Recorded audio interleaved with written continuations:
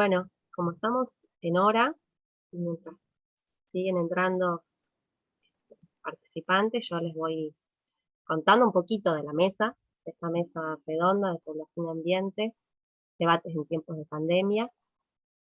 Quiero agradecer a la Comisión Directiva de AEPA y a la Comisión Científica de Población, Territorio y Ambiente de la Asociación, y en particular a Fernando Longi y también a Cristina Cacopardo, que esperamos en la Comisión Científica, que acompañaron mucho la propuesta de esta mesa redonda. Cristina Cacopardo, integrante de la asociación desde las fundaciones, acompañó mucho y trabajó activamente para la concreción de esta mesa y remarcó, y yo acompaño, la importancia de otorgar más espacios de desarrollo de los temas ambientales en las jornadas de AEPA. A trabajar en estos temas y a investigar más en colaboración necesaria con colegas de las ciencias físicos naturales también.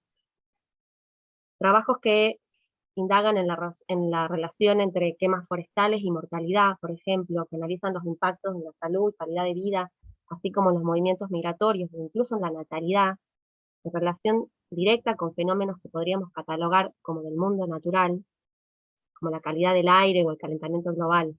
Son temas que no son ajenos en Argentina y en el Cono Sur, y sin embargo, los y las demógrafas en estas latitudes no le estamos prestando demasiada atención. Entonces esta mesa se propone precisamente llenar un poco ese hueco y abonar a este campo de la relación población-ambiente y instalar el tema en las jornadas, que espero que en las próximas jornadas haya más propuestas de mesa redonda, pero también trabajos en las sesiones regulares. Estos tiempos de pandemia, además, nos ubican en un tiempo donde estas preguntas son muy pertinentes. Y en esta mesa también la propuesta es seguir ahondando en los desafíos metodológicos y teóricos y en las relaciones necesarias transdisciplinarias para poner en juego los abordajes necesarios para abordar estas problemáticas complejas. Bueno, se ha ido llenando la sala, así que ahora sí, llenando somos 15, pero no quiero demorar mucho, así que lo que les propongo es presentar a la primera ponente, a Irene Bay. Irene es profesora universitaria de grado y posgrado, es bióloga por la Facultad de Ciencias, ¿cómo es? Corregime, Facultad de Ciencias. Facultad de Ciencias Exactas y Naturales de la Universidad de Buenos UBA. Aires, que hoy está inaugurando un edificio inteligente, cero más infinito, el único en América Latina. Hoy justo lo inaugura el presidente, así que estoy muy orgullosa de mi facultad. La Facultad de Ciencias Exactas y Naturales, de la UBA. Especializada en ecología en la Oregon State University, en Estados Unidos, con posgrado internacional en evaluación de impactos ambientales en la Universidad Nacional Autónoma de México. Es autora de más de 200 publicaciones, entre las que se cuentan 16 libros, notas de divulgación, artículos de educación ambiental y trabajos científicos de su especialidad, muchos de los cuales fueron presentados en congresos nacionales e internacionales. Bueno, Irene, te cedo la palabra. Bueno, muchas gracias, Julieta. Bueno, voy a compartir.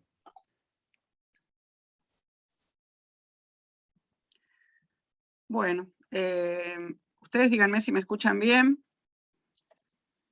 Voy a ampliar la pantalla. ¿Ahí lo ven bien? Sí, se ve perfecto. Bueno, porque no los veo, así que... Bueno, la verdad es que yo voy a ir contando un poco rápido, porque tenemos nada más que 20 minutos, pero pongo a disposición, después ya le dije a Julieta el PowerPoint completo, así que cuando quieran lo pueden pedir. Bueno, yo había pensado en este título, que a Julieta le gustó, el concepto de una sola salud, que en inglés se llama One Health, que no es muy nuevo, pero tampoco es viejo, es de los años del 2000. ¿Y por qué me parece a mí desde hace ya tiempo, desde que esto explotó, porque la COVID-19 es una sindemia? Digo la COVID porque los que dicen el COVID está mal, ustedes saben que la D es de disease en inglés, que es la enfermedad, y bueno, como en inglés no hay género femenino y masculino, pero en castellano sí, lo correcto es hablar de la COVID, ¿no? Los biólogos somos un poco obsesivos con eso. Y ahora les voy a contar por qué, en realidad, como hay más de una pandemia, para mí esto es una sindemia, para mí y para otras personas. Para empezar, el concepto de una sola salud, lo que trata de involucrar es esta intersección de una salud ambiental con una salud humana y una salud animal. Y esto básicamente basado en los animales porque, como sabemos, la COVID-19 es una zoonosis, como muchas otras zoonosis de virus, bacterias y de otros gérmenes patógenos. Entonces, la idea es trabajar un poco en conjunto, y esto es algo que nos estamos debiendo todos como sociedad, tanto las ciencias sociales como las ciencias naturales, las ciencias exactas, las artes, todos, porque está todo relacionado.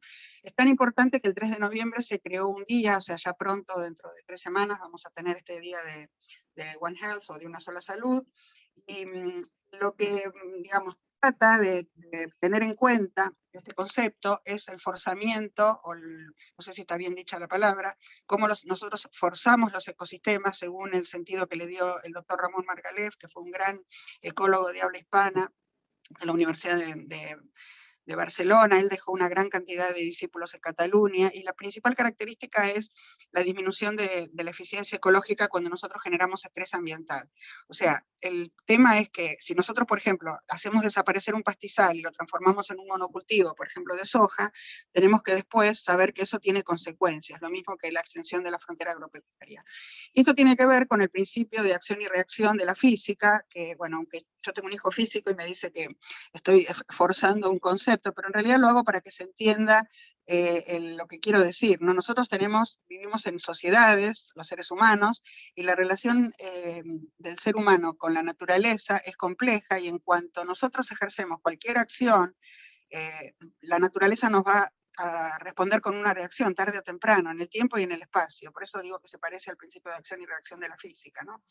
Entonces, nosotros estamos generando ese estrés permanentemente, y la naturaleza nos devuelve, con el ambiente, los seres vivos y todos los factores abióticos, el clima, el suelo, o sea, el aire que respiramos, el suelo que pisamos, el agua que tomamos, la comida que comemos, bueno, todo eso después repercute en ese tipo de acción que nosotros hacemos.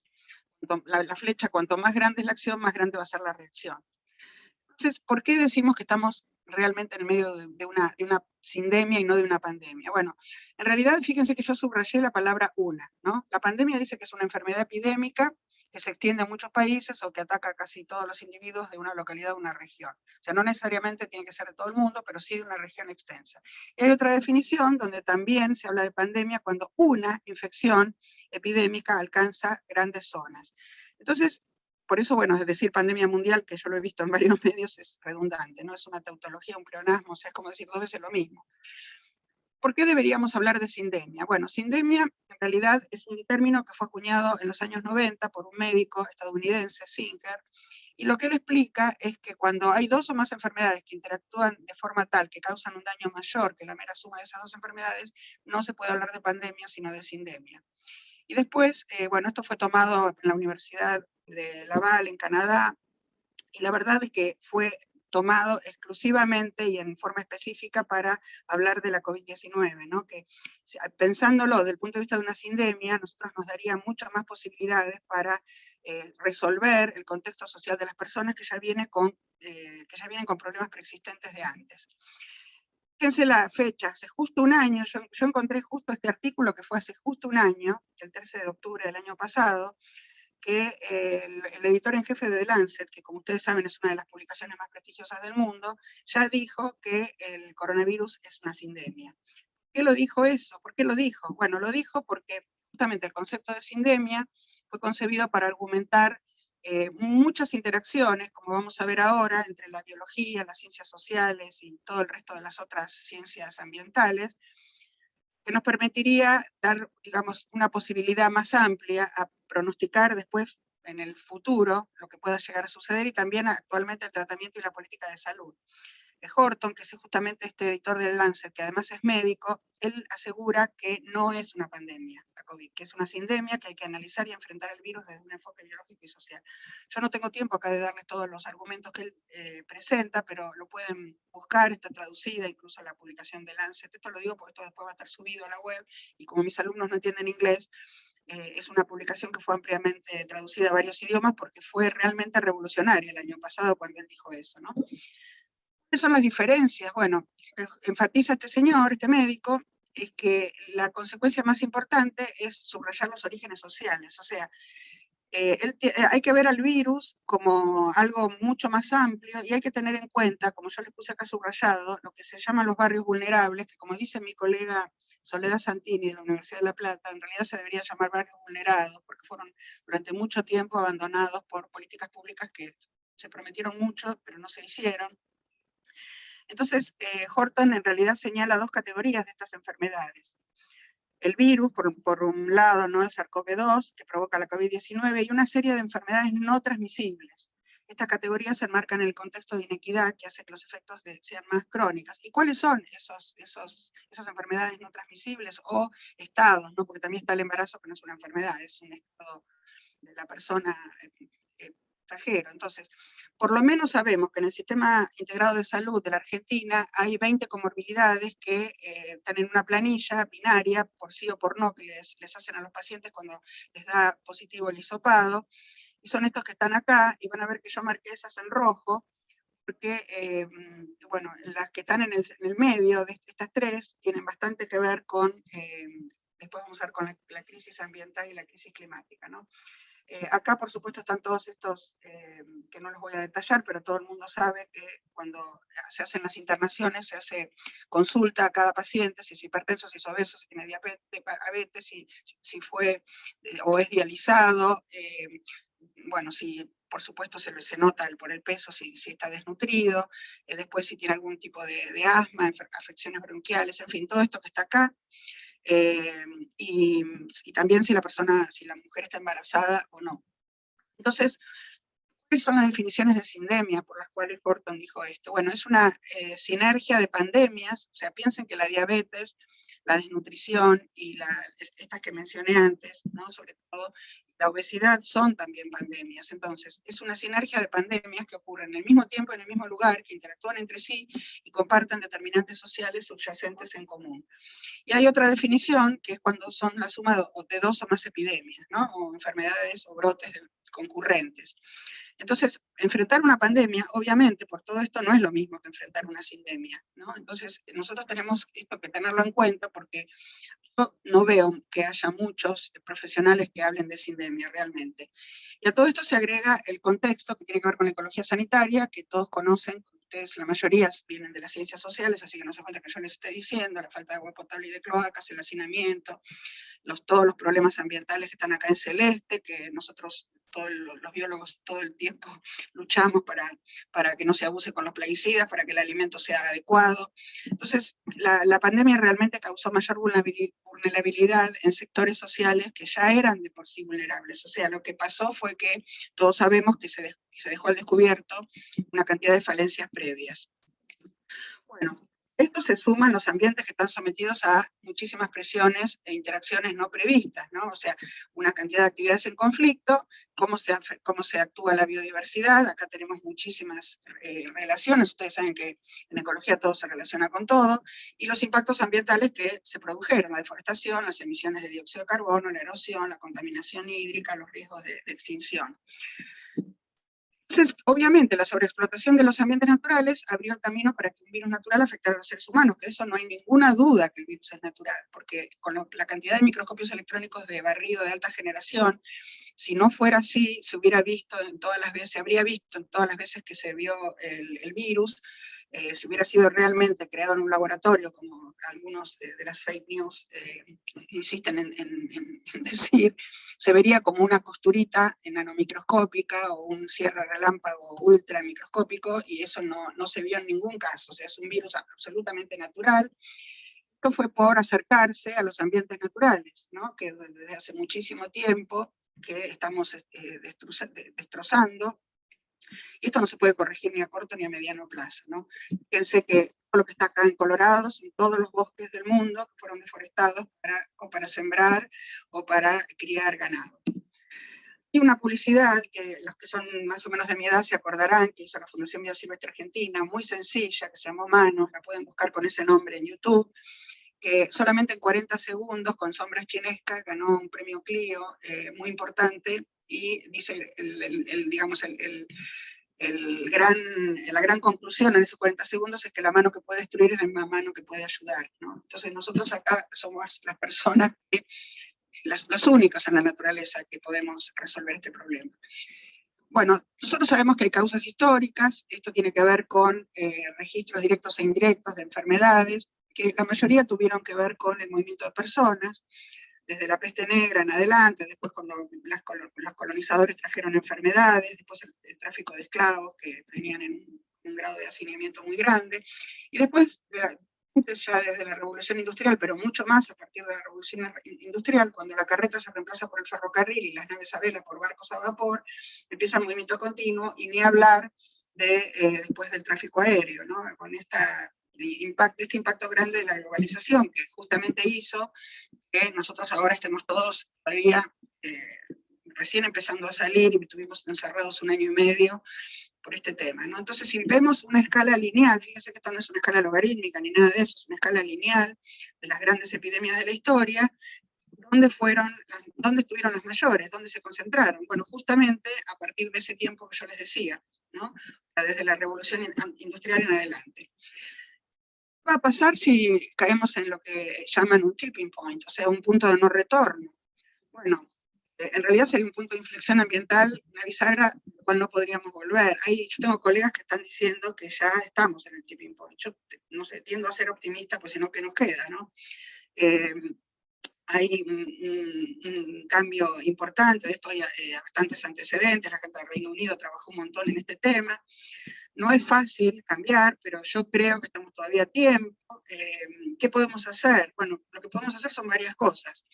Primero, recordar siempre que los principios de totalidad e interdependencia de la naturaleza, que es la clase número 1 de cualquiera de las materias que nosotros cursamos en la facultad los biólogos. Y volviendo a lo que yo les comentaba antes, justamente algunos puntos importantes de estas comorbilidades no transmisibles tienen relación justamente muy directa con la crisis ambiental y climática.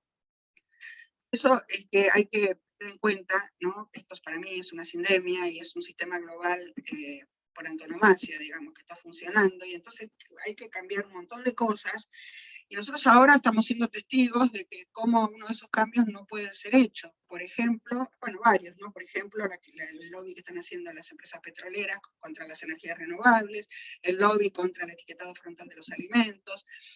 Acá tenemos estas 3 cosas que tienen que ver con esta pandemia de SARS-CoV-2, ¿no? Que es, bueno, lo que abona la sindemia, la obesidad, la desnutrición, el cambio climático.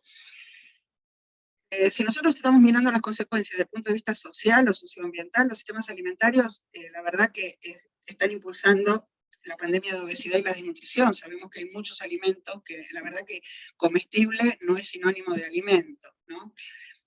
Y además generan 1/3 por lo menos de las emisiones de gases, entre 1/4 y 1/3 de las emisiones de gases de efecto invernadero.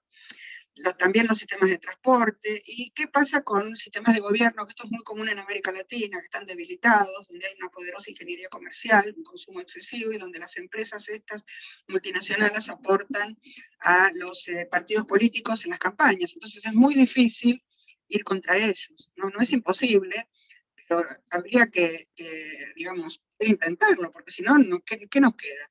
Acá tienen un montón de causas que interactúan entre sí, en los sistemas naturales, y que no podemos dejar de, digamos, no podemos evitar de pensar en esto, porque si no, no vamos a poder llegar a una solución, pero sí las soluciones existen. Digamos, hay países, yo tomé el modelo mexicano, que gentilmente me pasaron unos colegas que hicieron conmigo el segundo posgrado sobre evaluación de impacto ambiental. Fíjense que México, al igual que, por ejemplo, Chile y Uruguay, no estoy hablando de los países del primer mundo, estoy hablando de países como nosotros, que ya tienen, por ejemplo, ley de etiquetado frontal de alimentos, ¿no?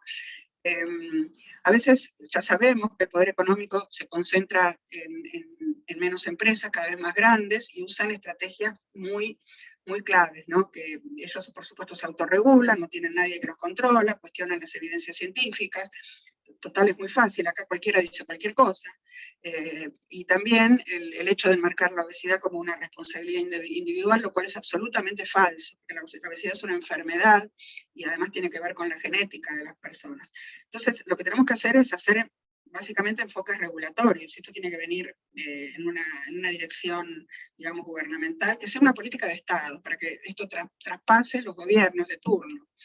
Fíjense que nos podemos basar en el convenio marco, por ejemplo, de sistemas alimentarios, y retomar el ejemplo que se hizo para el tabaco, o el convenio que se hizo, el convenio marco de Naciones Unidas sobre el cambio climático. O sea, se puede también promover un cambio en este sentido. Lo que pasa es que se necesita fortaleza para enfrentar estos grupos de poder.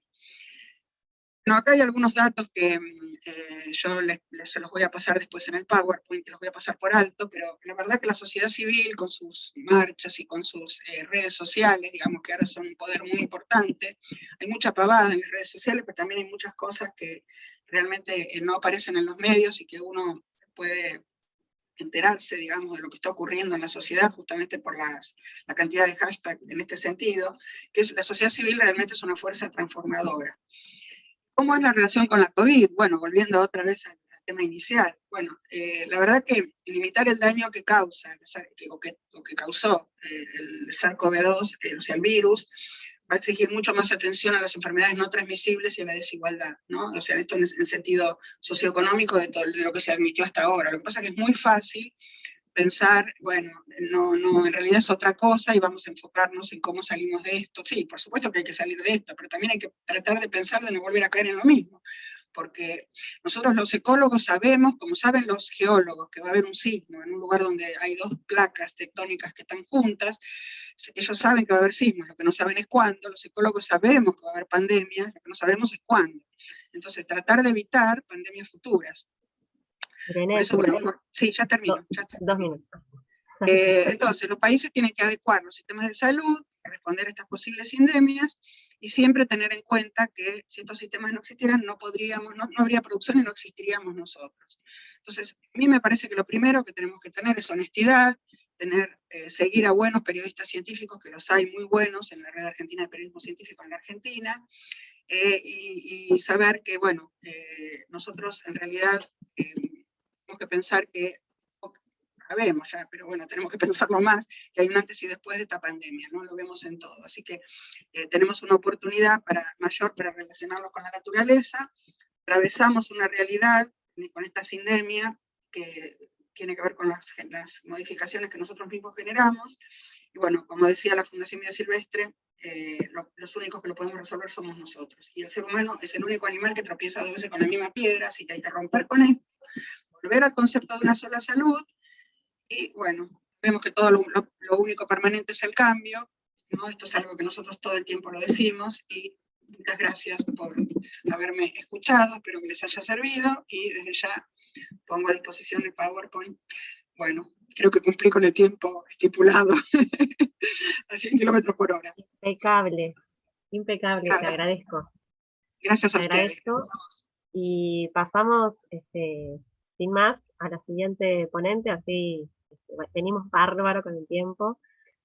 La voy a presentar.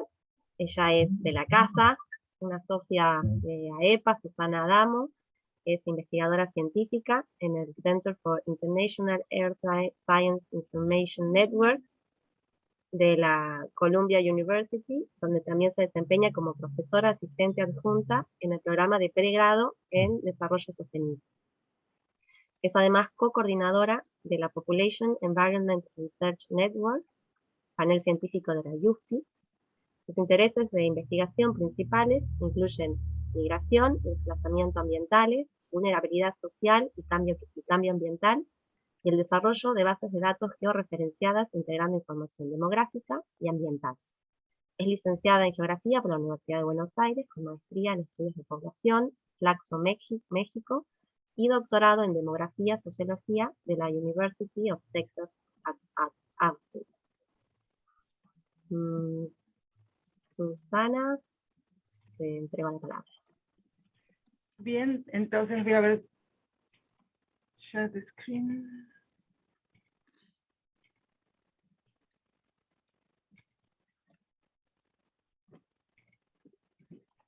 ¿Se ve bien y se escucha bien? Sí, se ve y se escucha. Gracias. Muchas gracias a la doctora Weiss por la presentación, porque de hecho tocó algunos de los puntos que yo pensaba tocar, así que va a poder ser más corta esta presentación. Y esta es más en relación con lo que mencionaba Julieta al principio, de demógrafos trabajando en temas de población y medio ambiente, y cuáles son algunos de los temas que se están tratando, la historia que tiene esta investigación dentro del campo, y cuáles son los puntos de contacto con algunos de los temas actuales, como el tema de la COVID y el tema de el cambio climático. Como había hablado con Julieta, va a empezar con una cuestión corta sobre algunos de los temas más tradicionales, Malthus y Bossert, pero también de algunas de las cuestiones actuales, completamente arbitraria la selección, y cuáles son los desafíos y las áreas emergentes que hay muchas. Y quería empezar en esta introducción con esta fotografía que es del terremoto de Caucete en San Juan en 1977, un poco para poner el acento que el cambio climático y muchos de los temas emergentes actuales, si bien son nuevos, no son totalmente nuevos dentro del tema de población y medio ambiente. El tema de los desastres ha sido un tema muy permanente en este campo, y estas nuevas cuestiones emergentes se superponen a problemas que ya existían. Un poco en el tono que hablaba Irene sobre condiciones preexistentes, y como esa especie de capas geológicas de problemas que se acentúan, y poblaciones vulnerables que van sumando más y más impactos. Entonces, una de las cuestiones que siempre se plantea es por qué los demógrafos van a trabajar en términos de población y medio ambiente, y es realmente un campo de investigación.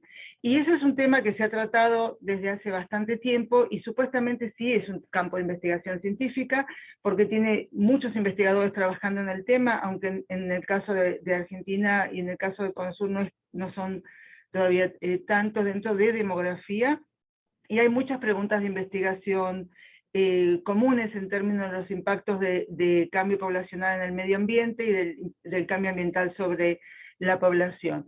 Y el tercer elemento que algunos indican como que debería ser parte de estos requisitos es que no tiene una metodología común. Pero eso es una cuestión que me parece que está muy discutida en este momento.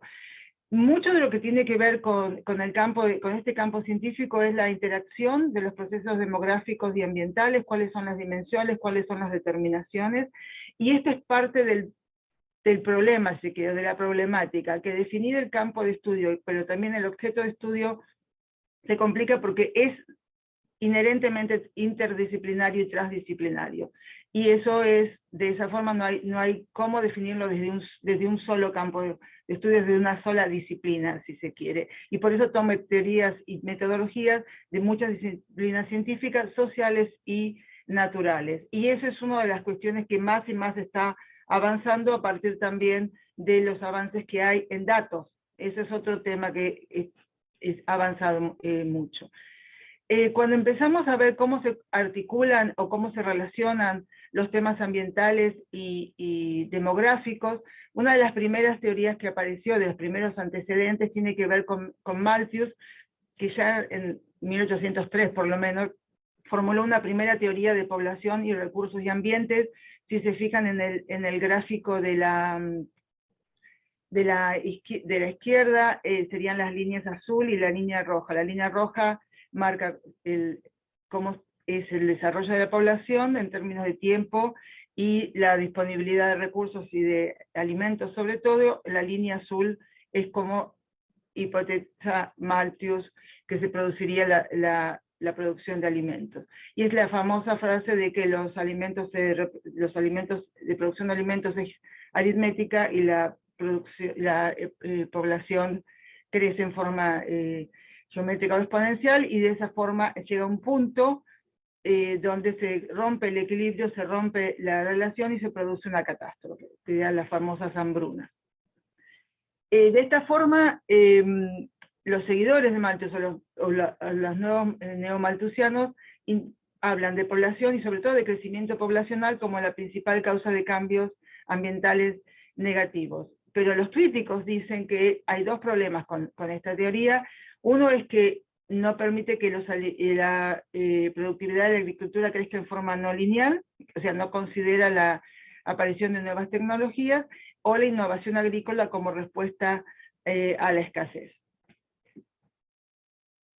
Siempre se contrapone Malthus con Boserup, porque Boserup lo que postula es, no diametralmente opuesto, pero bastante diferente, que el crecimiento de la densidad de población llevaría a una escasez de tierras de cultivo que en realidad, en vez de concluir en un desastre, lo que hace es un disparador o estímulo para la intensificación de la agricultura, incremento de la productividad, y de esa forma sería un estímulo positivo para la innovación.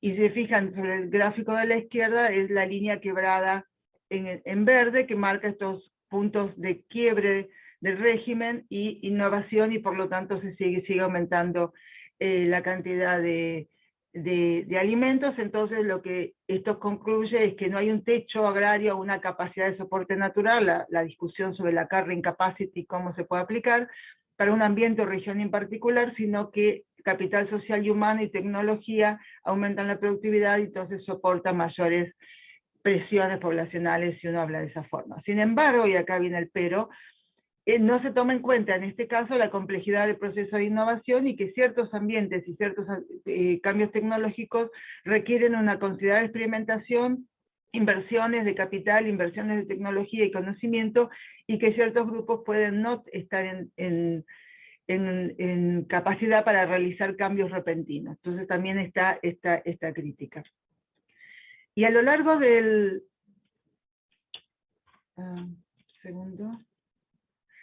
tiempo se han ido desarrollando, a partir de estos dos como polos, otras cuestiones teóricas, que se agrupan en determinadas categorías. Unas son las categorías lineales, que son, como se llama, las más simples, si se quiere, esta relación lineal, directa, unicausal entre población y medio ambiente. Después tenemos las relaciones multiplicativas, que la más clásica es la IPAC. Impacto sería el impacto ambiental es el resultado de la población, la afluencia y la tecnología, que lo que explica es que sigue siendo la población y el crecimiento de la población el factor más importante, pero en este caso también influye el nivel de afluencia, o si el nivel de consumo se puede traducir, y cuál es la tecnología que se aplica. También están las perspectivas de mediaciones o mediadas, que el principal representante sería la ecología política, y es la importancia del contexto, y el hecho de que, a diferencia de las lineales y multiplicativas, hay elementos y procesos que median entre el proceso ambiental y el proceso demográfico, y que explican muchos de los resultados y también las diferencias que hay en los resultados. Y por último están los sistemas complejos y aproximaciones desde la teoría de sistemas, que ya hablan de sistemas muy influenciados por la ecología y la ciencia ambiental, y que también toman en cuenta desarrollo y reducción de pobreza. Y estos son los sistemas que tratan de explicar cuestiones ambientales mundiales, integración de sistemas en diferentes perspectivas, y que en este momento son los que se están desarrollando con resultados diversos, digamos. Una de las cuestiones que a mí siempre me ha llamado la atención y que me ha traído dentro de población y medio ambiente, o demografía y ambiente, es que siempre se trata de problemáticas complejas. Esto no quiere decir que no se puedan tratar, sino que uno tiene que partir de esa complejidad. No puede, por más que trate de simplificar ciertas complejidades por cuestiones metodológicas para poder establecer determinados enfoques de sistemas, sobre todo, la problemática es compleja, y yo creo que ese reconocimiento es lo primero que uno tiene que realizar. Tiene muchos elementos y componentes que, como ya dije, vienen de muchas disciplinas diferentes, pero a su vez estos elementos de diferentes disciplinas, en realidad, cuando uno trata una problemática específica, están completamente interconectados, están interdependientes y están articulados, y ahí es donde viene esta dificultad en definir el objeto de estudio. Y todo esto ocurre en tiempo y espacio. Tenemos la dimensión temporal, la dimensión espacial, por eso hablamos siempre de procesos, y tenemos los contextos, que son cambiantes, y la escala, no es lo mismo hablar de escalas locales, regionales, nacionales, internacionales, y de la jerarquía de los procesos de los cuales se están hablando. Entonces tenemos multiplicidad disciplinaria, teórica y metodológica, y muchas problemáticas que no son difíciles, no son fáciles de aprender, y algunos lo llaman incluso inmanejables. Y por esta razón siempre está presente la discusión teórica y metodológica constante en el campo. Siempre poner en cuestión qué es lo que se estudia, cómo se estudia, para qué se estudia y desde qué punto de vista.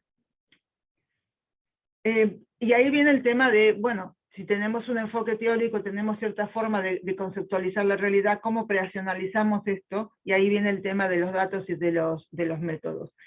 Y los enfoques metodológicos son muy variados, como ya mencioné al principio. Esta sería una de las falencias, que para mí me parece que es en realidad una fortaleza que tiene el campo, desde la regresión lineal, estudio de caso participativo, críticas etnográficas, simulaciones, casos históricos, comparaciones a través de diferentes contextos y sistemas interactivos.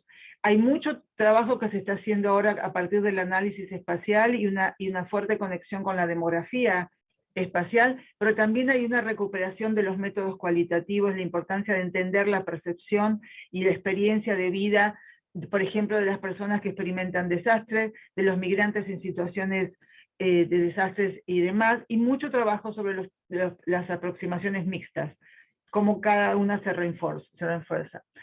En términos de los datos, y esto yo creo que es una de las revoluciones que ha sucedido, hay una creciente disponibilidad de información demográfica y ambiental a diferentes escalas y en diferentes formatos que antes no sucedía, desde los censos hasta las encuestas, hasta incluso la geolocalización del social media, de las fuentes de datos a partir de redes sociales, la integración de información proveniente de diversas fuentes, y particularmente, y esto que yo creo que es fundamental, la georreferenciación, poder disponer de datos que se pueden localizar en el territorio, y a partir de ahí construir otro tipo de contextos, ¿no? De contextos territoriales que necesitan de esto.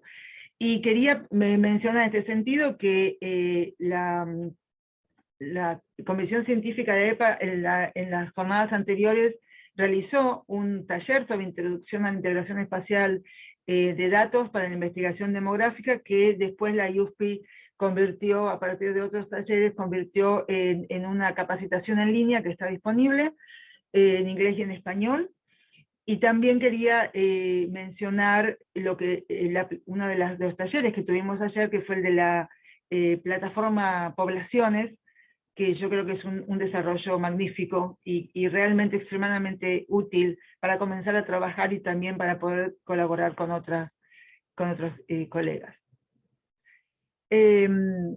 Aquí está eso también. Y el otro tema es que no hay un enfoque que sea el mejor, sino que la selección del enfoque teórico, de la metodología, de las fuentes de datos, siempre va a ser dependiente de cuál es el objeto de estudio, pero también cuál es el destinatario de los resultados de la investigación, y yo creo que acá el co-desarrollo de conocimiento es fundamental, sobre todo teniendo en cuenta que muchas localidades, muchas comunidades requieren de los resultados, pero lo requieren de una forma que sean realmente transferibles y que realmente se puedan utilizar. La segunda parte que yo quería comentar es algunas de las cuestiones actuales, de nuevo completa y absolutamente arbitraria. Lo que yo puse aquí, me acaba de llegar hoy, es la última tabla de contenido de la revista Population and Environment, y estos son los temas que trata. Es una revista de open source, y la disparidad, si uno quiere, de elementos. Durante mucho tiempo la migración fue el proceso demográfico por excelencia que se trataba, pero ahora tenemos también el tema mortalidad, muy fuerte también el tema de salud, pero también los temas de falta de recursos, los temas de fertilidad, de fecundidad y nacimiento y demás. Sé que se hace cada vez más amplio el campo y cada vez más diverso. Y estas dos citas también me resultan interesantes porque Oliver Smith es un antropólogo que ha trabajado sobre temas de desastres durante mucho tiempo y ha trabajado mucho en América Latina con la organización La Red, y esta cuestión de construimos nuestros propios desastres y vivimos nuestros propios desastres resuena mucho también con la otra cita que viene de UNESCO y del informe sobre el desarrollo social de 2013 que trató sobre el tema ambiental y cómo el cambio ambiental es el cambio también que producen los mismos humanos y cómo tiene que ver también con la evolución, muy en línea con lo que dijo la doctora Weiss. ¿Cómo estoy de tiempo, Julieta? Me parece que quedan 5 o 10 minutos. ¿Cuánto queda? 5, exacto. Entonces, uno de los temas para mí movilizadores es desarrollo sustentable, pero no lo voy a tratar, lo dejo.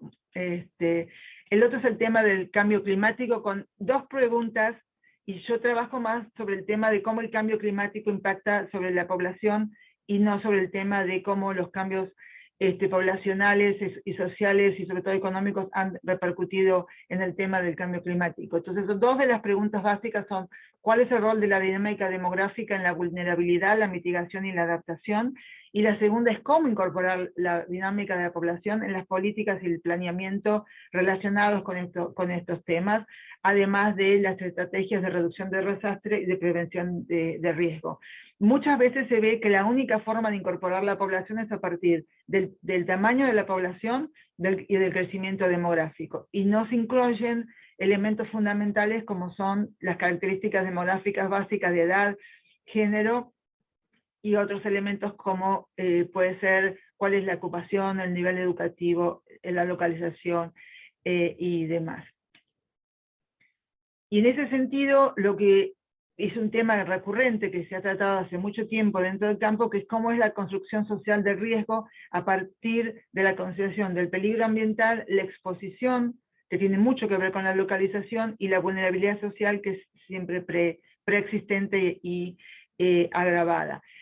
Y me quiero detener 2 de los 5 minutos que me quedan en esta construcción social de riesgo y cómo las características sociodemográficas se intersectan unas con otras, pero a su vez con el contexto en el cual se desarrollan, y van a terminar construyendo esta vulnerabilidad multidimensional. Este gráfico es del informe del IPCC del anterior, no del último, todavía el grupo 2 no está disponible, y está haciendo justamente este viaje desde los identificadores, si se quiere, el género, clase, etnia, edad, disability, también se quiere, race, cómo se intersectan, cómo terminan definiendo esta dimensión, vulnerabilidad, disculpen, multidimensional, y cómo eso resulta en esta diferencia de capacidades y oportunidades entre poblaciones más y menos privilegiadas. Pero a mí también me parece importante pasar de este gráfico que está muy abstracto y estilizado a cómo Blake y otros mencionan que esto en realidad, esta intersección ocurre en la vida cotidiana. Y es en la vida cotidiana donde se va a poder explicar por qué ciertas poblaciones son más impactadas que otras y cómo se repercuten. Y estos puntos en espacio y tiempo, como los define Blakey y otros, es donde se encuentra esa convergencia entre las características individuales, la elección individual, las relaciones sociales y las amenazas físicas. Entonces la vida cotidiana, el día a día, y el tiempo y el espacio, la hora y el dónde, me parece también una forma de bajar de la abstracción y de los modelos teóricos a lo que sucede cada día en la vida de cada persona y en el territorio y en la localidad. Y por eso volvemos a la construcción social de riesgo, y el cambio climático está simplemente recordándonos, y tiene mucho que ver esto con lo que decía la doctora Weiss sobre el tema de la COVID, tiene efectos multiplicativos porque se suma a lo que ya existía, y estos son procesos históricos interrelacionados y no independientes, o sea que la vulnerabilidad que determinó que las familias pobres ocupen terrenos menos favorables desde el punto de vista ambiental, es lo mismo que hace que estén más expuestos al peligro climático, si se quiere. Y esta desventaja geográfica de ocupación, que a veces no se toma en cuenta, es un factor fundamental para poder entender esta diferencia.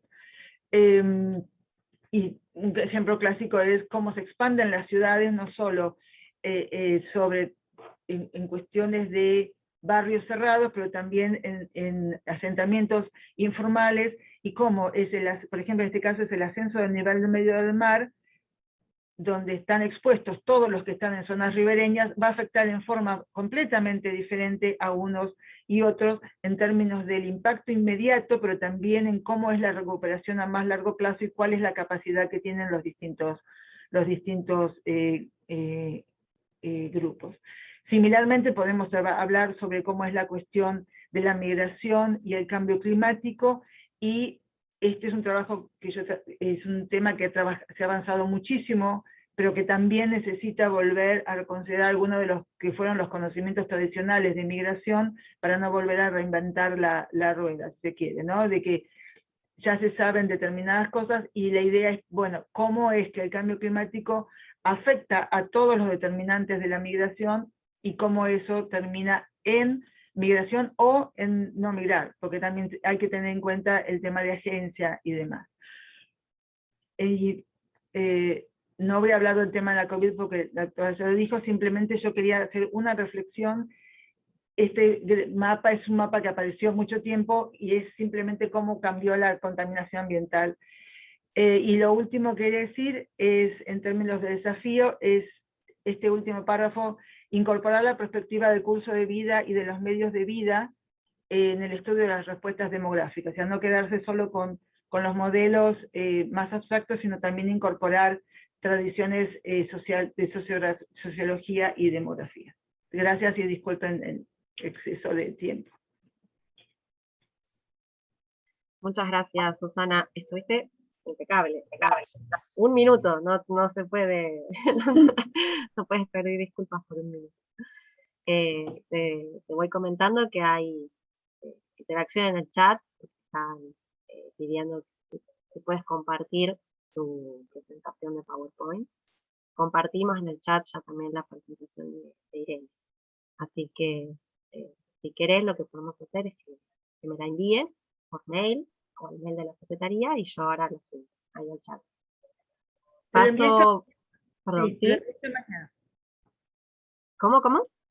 Envié el PowerPoint esta mañana, pero lo envío revisado porque no tiene las referencias, así que te envío uno con referencias bibliográficas. Ah, bárbaro, y comparto eso. Perfecto. Perdón, Susana, danos las referencias para citarlo eventualmente, o si hay permiso o no para citarlo. Sí, mando todo, sí. Bien, paso ahora entonces a presentar a nuestro siguiente ponente. Él es Gastón Gordillo, es profesor en el Departamento de Antropología de la Universidad de British Columbia, Vancouver, Canadá. Fue ganador de una beca Guggenheim, es autor, entre otros, de distintos libros, como Los escombros del progreso, año 2018, el siglo XXI, Lugares de diablos, año 2010, Prometeo, En el Gran Chaco, 2010-2006, Prometeo también, El río y la frontera, 2002, Biblos, con Juan Martín Leguizamón, y Movilizaciones indígenas e identidades en disputa en la Argentina, 2010, La Sequía, compilado con Silvia Kirch. Bueno, Gastón, perdón. Sí, bueno, buenos días a todos. Es un gran gusto estar con ustedes, y gracias, Julieta, por la invitación. Yo voy ahora a mostrar sobre todo imágenes y algunas mapas. Básicamente yo quería hablar un poco, hacer un paneo general de las transformaciones ambientales que han afectado tan profundamente al Gran Chaco argentino en las últimas 2 décadas, un poco por el impacto conjunto de la deforestación, que ha sido tremenda, como muchos de ustedes seguramente saben, y bueno, es algo que se mencionó previamente en este panel, y cómo eso se potencia con el cambio climático y usar un poco este tema de las transformaciones ambientales y espaciales en el Chaco para reflexionar un poco más teóricamente sobre 3 distintos conceptos teóricos que en mi trabajo han sido bastante útiles para pensar de distintos ángulos cómo analizar, cómo darle sentido a estos cambios tan profundos con un enfoque espacial geográfico. Estos 3 conceptos que voy a referirme son los de lugar, territorio y terreno, que son 3 conceptos, cada uno tiene una genealogía particular. En las humanidades, en la antropología, en la geografía humana, el concepto de lugar es tal vez más ligado a una noción social, cultural e histórica del espacio, los lugares como construidos socialmente, experimentados a través de memorias, imaginarios culturales, experiencias, historias. El concepto de territorio está más ligado a relaciones de poder, ¿no? Como ciertas agencias, por ejemplo, sobre todo el Estado, crean territorios en base a técnicas espaciales de control del espacio, y la noción de terreno queda un poco más, evoca las dimensiones más materiales del espacio, ¿no? El terreno entendido en cuanto a las formas, las texturas, los flujos del espacio que están ligados más a procesos que escapan al control humano, ¿no? Por ejemplo, voy a hablar un poco de eso ahora, el terreno del Chaco ligado, bueno, a la textura del bosque chaqueño, el calor del verano, las lluvias, fenómenos ligados más a la geografía física, ¿no? Pero que tampoco se pueden separar de las dimensiones sociales e históricas y humanas del espacio. Y me voy a referir un poco, yo he trabajado en varias zonas del Chaco argentino, voy a empezar hablando un poquito de mi trabajo inicial con gente de Comlec o Toba. Acá en el mapa ven en el medio esta es una foto satelital de Google Earth. Podemos ver el pueblo de Ingeniero Juárez en el oeste de Formosa. Yo trabajé durante mucho tiempo al noroeste de Ingeniero Juárez con comunidades Comlec sobre el río Pilcomayo, en la frontera con Paraguay. Y más recientemente trabajo en el Chaco salteño por la zona de Joaquín B. González, digamos más cerca para el lado salteño, que es, esa zona ha sido el epicentro del boom sojero en Salta. Entonces voy a mostrar algunas imágenes para reflexionar cómo el tema de la deforestación, los desmontes y el cambio climático nos ayudan a pensar estos 3 conceptos, lugar, territorio, terreno, en función de estos cambios. Y para empezar, bueno, obviamente esta foto muestra, es una foto reciente, el nivel de transformación ambiental que ha sufrido esta región sudamericana. Es bien conocido que el Gran Chaco sudamericano, tanto en Argentina como en Paraguay y en Bolivia, ha sufrido una de las tasas de deforestación más altas del mundo, sobre todo en los últimos 20 años, y sobre todo en función de la expansión sojera. Y bueno, mucha gente usa el término ecocidio para referirse a esta transformación. Creo que es un término fuerte, pero que captura el nivel realmente de devastación ambiental y social que la expansión sojera ha creado en muchas zonas de Sudamérica, en especial en el Chaco argentino. Y acá podemos ver que realmente las últimas zonas de bosque chaqueño que quedan sin haber sido devastadas por las topadoras es esta zona en el centro oeste del Chaco, donde el oeste de Formosa, el este del Chaco salteño, la punta de la provincia de Chaco y el norte de Santiago del Estero, y vemos un avance realmente impresionante de los desmontes y los campos agrícolas avanzando tanto desde el este, desde los Andes, digamos, por el Chaco paraguayo y también en la provincia del Chaco. Y cuando yo empecé a trabajar, esto era fines de los 80, yo era muy joven, estudiante de la carrera de Antropología en Filosofía y Letras en la Universidad de Buenos Aires. Mi primer trabajo fue, obviamente cuando esta foto no existía en esa época, realmente lo que más me impresionó en mis primeras visitas era la densidad del monte chaqueño. Yo, bueno, vivía en comunidades indígenas muy pequeñas, de gente Comlec o Toba, y lo que tal vez más me impresionó, como dije, era la presencia imponente del bosque chaqueño, ¿no? Que esta foto un poco captura algo que noté enseguida, que uno puede, digamos, recorrer esta zona por horas y horas, y bueno, y la presencia del monte, en esa época era muy imponente. Y este era un lugar, volviendo al tema de los 3 conceptos que mencioné antes, era obviamente en primer lugar, y eso es algo que he escrito sobre lo que he publicado, y fue parte también de mi trabajo de tesis doctoral, es cómo estos lugares obviamente están cargados de significados culturales, de memorias, de historias. La gente de Comlec asocia el monte con un montón de, esto es bien conocido en la antropología chaqueña, entidades no humanas, que ellos llaman payak en el idioma Comlactec, y diablos en español, por la influencia de los misioneros anglicanos. Dicho de otro modo, son lugares cargados de presencias no humanas, con los cuales las personas se relacionan para ir a cazar o a pescar. La gente siempre está atenta a no ofender estas entidades con las que, según cuenta la gente, digamos, son dueños de las especies animales que habitan el monte. Están las memorias también muy fuertes, bueno, de la violencia del ejército, cuando llegó a principios del siglo XX.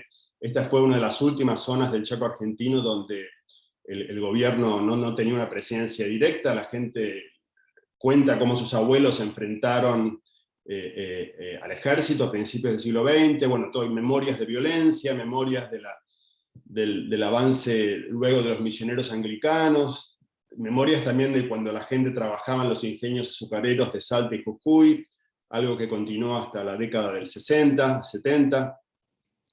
Entonces, por un lado, bueno, estaba esta dimensión social, cultural e histórica de los lugares, y esta foto también nos muestra, moviéndonos al tema del territorio, como por ejemplo esta picada, que está, bueno, tan hecha con líneas tan geométricas, fue abierta por YPF en las fines de los 80, cuando se empezó a hacer explotación petrolera, o exploración petrolera en esta zona, lo que muestra un primer avance de industrias extractivas en el Chaco. Hasta ese momento prácticamente no había infraestructura, casi no había caminos en esa época. Los primeros caminos en algunas zonas fueron abiertos por YPF. Eso muestra ya un avance territorial de agencias del Estado, de agencias, empresas privadas también, ocupando este territorio, que aún en esta zona sigue siendo mayormente controlado por poblaciones indígenas, tanto Comlec como Wichí. Y también a nivel territorial, el otro dato a tomar en cuenta es que la frontera con Paraguay está muy cerca, a unos kilómetros de donde yo tomé esta foto. Eso implica otra dimensión territorial obviamente muy fuerte, ligada a la presencia del Estado, agencias estatales marcando límites internacionales, y también la propia territorialidad local de cómo estas comunidades también usan. Básicamente YPF no encontró petróleo en esta zona, pero quedaron las picadas, y la gente empezó a usar estas picadas para moverse en bicicleta, hoy en día más con camionetas o motos. Pero entonces, bueno, la territorialidad también estaba presente incluso en esta foto, donde vemos, digamos, ciertos usos del espacio ligados a relaciones de poder que van más allá de las comunidades locales. Pero también acá en esta foto vemos el tema también del terreno, ¿no? Estas dimensiones más físicas, materiales, que escapan un poco a cómo la gente interpreta o usa estos lugares. El tema, bueno, de la presencia obviamente fuerte de una vegetación muy, muy densa, una fauna, el suelo seco del Chaco. Pueden apreciar, digamos, la sequedad del ambiente, sobre todo en la estación seca. El suelo se endurece, la temperatura en el verano, son todas facetas ligadas al terreno físico, que bueno, son facetas más naturales que, como dije, un poco escapan o no se pueden reducir a cómo la gente experimenta socialmente estos espacios. Y bueno, a partir del año 2003 empecé a trabajar en otras regiones del Chaco argentino, como mencioné antes, moviéndome al Chaco salteño, y es ahí donde empecé a enfrentar la realidad tremenda de los desmontes, que tuvieron una expansión increíble, sobre todo en el departamento de Anta, en la provincia de Salta. Acá vemos una foto, bueno, un contraste que muestra muy claramente lo que era la situación en Anta. A la izquierda vemos, si pueden apreciar, se ve donde están las Lajitas, Joaquín B. González. En esa época eran pueblos muy pequeños, rodeados de monte, habitados mayormente por población criolla, campesina. Esta es una zona con relativamente poca población indígena, en contraste con la zona del Pilcomayo, y vemos ya en el año 2009, en la foto de la derecha, bueno, una expansión fenomenal de las plantaciones de soja, asociado, bueno, al boom sojero que empezó a fines de los 90, y sobre todo a partir de los primeros años de este siglo. Y mi trabajo, desde entonces, bueno, ahora con COVID hace 2 años y pico que no voy, pero bueno, mi trabajo es mayormente con gente campesina criolla que ha quedado medio en los intersticios de estas plantaciones agrícolas, en su mayoría de soja, por la gente, digamos, como este señor que vemos aquí. Son poblaciones en general que incluso se identifican como mestizos, gente con tradiciones criollas, ganaderas, católicos, pero muchos de ellos reconocen abiertamente, bueno, sus legados indígenas, sus percepciones de lo que es los lugares que habitan, en muchos sentidos son similares a cómo la gente indígena percibe el medio ambiente. La gente también habla de presencias sobrenaturales en el monte, seres con los cuales uno necesita relacionarse, pero a diferencia de la población indígena, la población criolla de esta zona, bueno, tiene una cultura ganadera muy fuerte, es ganadería de monte, ganadería montaraz, digamos, los animales crecen en el monte, alimentándose, digamos, sobre todo de frutos de monte, y bueno, de lo que encuentren, digamos, en el monte, muy ligado, como vemos en esta foto, esta mujer haciendo una morcilla,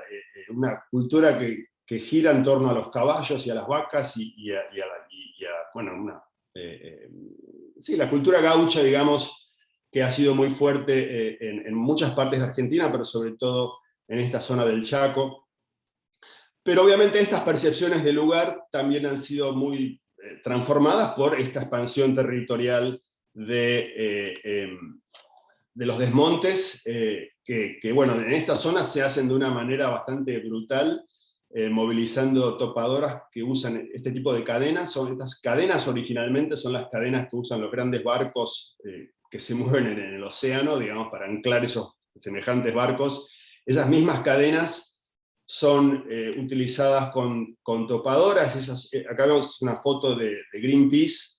Esa es una técnica muy común en todo el Chaco, donde básicamente vemos 2 topadoras que se atan con la cadena y avanzan simultáneamente, y la cadena va arrastrando y destruyendo básicamente todo el bosque, y bueno, los relatos de la gente criolla sobre el tremendo impacto, empezando por el ruido que hace. Es un ruido, la gente lo describe como un ruido aterrador, como se escucha como explosiones, cuando los quebrachos revientan. La gente describe, usa la expresión revienta el monte, ¿no? Porque la presión de las cadenas es tan fuerte que se escuchan como si fuera una guerra. Me lo han descrito, como si fueran explosiones, con los quebrachos cayendo.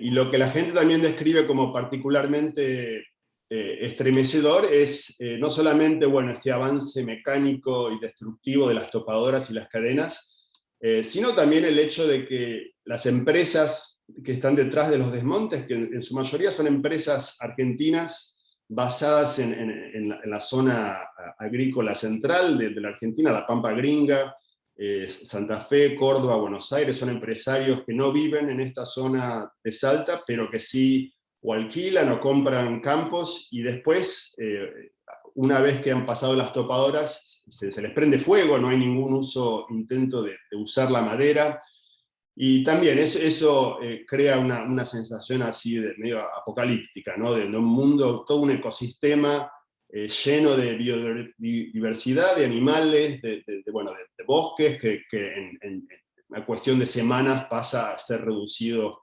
a cenizas.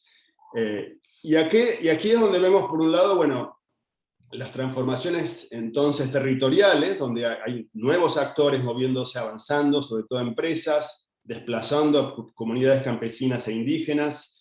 Vemos el Estado, tanto provincial como nacional, avalando esta expansión. En muchos casos está la policía o jueces legitiman estas expropiaciones a las poblaciones campesinas. Y acá es donde vemos también el efecto ambiental de los desmontes y el cambio climático a nivel más del terreno, ¿no? Donde lo que cambia no es solamente cómo la gente percibe socialmente el espacio o el tema de las relaciones de poder, sino que la misma textura, las formas, los flujos del terreno físico están transformándose de manera muy, muy fuerte. Y uno de los comentarios más generalizados que uno encuentra en la zona es que uno de los efectos más inmediatos de los desmontes es que ahora hay unos vientos terribles. Y esto, bueno, es una foto, creo que se puede apreciar, de las polvareras, el viento. La gente describe cómo ahora, como no hay más monte que cubre, que protege a la gente de los vientos, la gente describe, y bueno, yo lo he visto muchas veces en la zona, hay unos vientos y unos vientos con unos tierrales infernales, que ello crea problemas respiratorios, alergias, pero el comentario de estos vientos fuertes y que afectan negativamente a la salud de la población es una constante.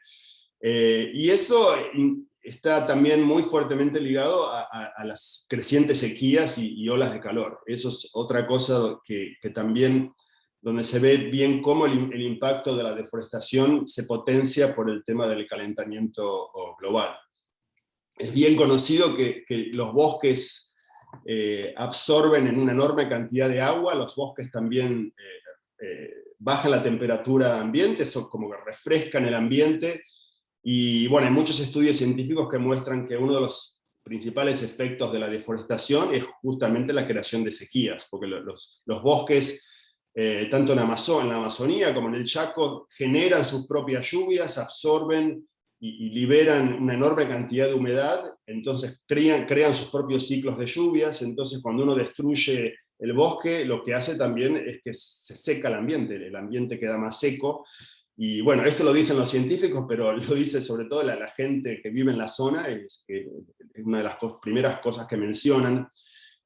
Y aquí es donde vemos, bueno, obviamente, y esto se potencia sin duda con el calentamiento global. O sea, y esto es algo que es una de las tragedias que está afectando el Chaco argentino en los últimos años, es que hay una situación de sequía prácticamente estructural, que bueno, yo lo he visto en el terreno, pero en los últimos 2 años lo sigo por internet, por mis contactos, por WhatsApp, en Salta.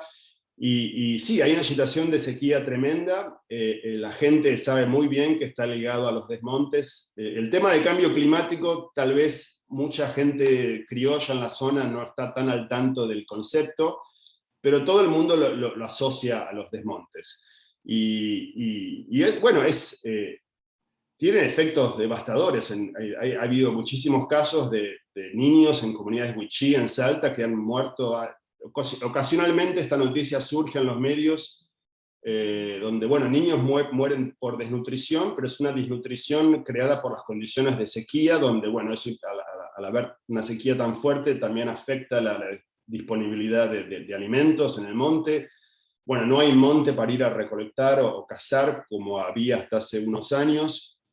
Hay muy poca infraestructura para acceder a agua potable, hay pocos pozos. Ahora ha habido algunos planes del gobierno para hacer más pozos, eso lo leía hace unos días, pero bueno, los que más son afectados negativamente son las comunidades indígenas, pero también las comunidades criollas. El tema de la mortandad de los animales, sobre todo animales vacunos, y la última vez que estuve en la zona, bueno, era impresionante ver la cantidad de vacas muertas que uno puede ver al costado del camino.